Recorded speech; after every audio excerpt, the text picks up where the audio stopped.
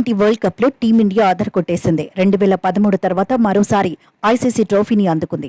2007 తర్వాత T20 world cup ను సొంతం చేసుకుంది. ఫైనల్లో సౌత్ ఆఫ్రికాను చిత్తు చేసి నయా ఛాంపియన్ గా నిలిచింది. ప్రైజ్ మనీ కింద దాదాపు 20,50,00,000 అందుకుంది. రన్నర్ అప్ గా నిలిచిన సౌత్ ఆఫ్రికా దాదాపు 10,60,00,000 దక్కించుకుంది. సెమీస్ వరకు వచ్చిన ఇంగ్లాండ్, ఆఫ్ఘనిస్తాన్ చెరో 6,50,00,000 సొంతం చేసుకున్నాయి. టోర్నీలో మొత్తం 20 జట్లు పాల్గొనగా 8 జట్లు సూపర్ 8 కు చేరాయి. సూపర్ 8 దశకు చేరిన ఒక్కో టీం దాదాపు 2 కోట్ల చొప్పున సొంతం చేసుకుంది.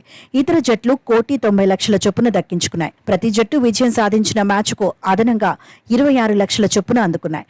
మొత్తం టీ20 ప్రపంచ కప్ ప్రైజ్ మనీ విలువ 93,80,00,000. ఇక టీమిండియాపై ప్రశంసల వర్షం కురుస్తోంది.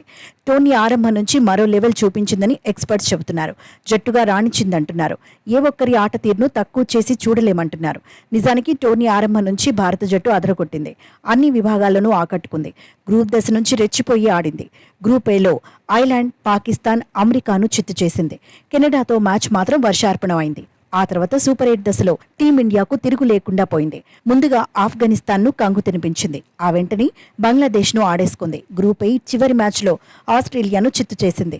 ఆ తర్వాత సెమీస్లోనూ ప్రతాపం చూపించింది. డిఫెండింగ్ ఛాంపియన్ ఇంగ్లాండ్కు షాక్ ఇచ్చింది. సెమీస్లోనే ఇంగ్లాండ్ను ఇంటిదారి పట్టించింది. ఫైనల్లో అయితే టీమిండియా ఒత్తిడిని అధిగమించింది. మలుపులు తిరిగిన మ్యాచ్లో ఎప్పటికప్పుడు వ్యూహాలను మార్చుకుని ముందుకు సాగింది. టీమిండియా విజయంలో తలా ఒక చెయ్యి వేశారు. బ్యాటింగ్లో విరాట్ కోహ్లీ, అక్షర్ పటేల్, శివం దుబే ఆకట్టుకున్నారు. బౌలింగ్ లో స్పిన్నర్లు భారీగా పరుగులు ఇచ్చిన పేసర్లు మాత్రం ఫిదా చేశారు. హార్దిక్ పాండ్యా 3 ఓవర్లలో 20 పరుగులు మాత్రమే ఇచ్చాడు. 3 వికెట్లు తీశాడు. జస్ప్రీత్ బుమ్రా 4 ఓవర్లలో 18 పరుగులు ఇచ్చి 2 వికెట్లు సాధించాడు.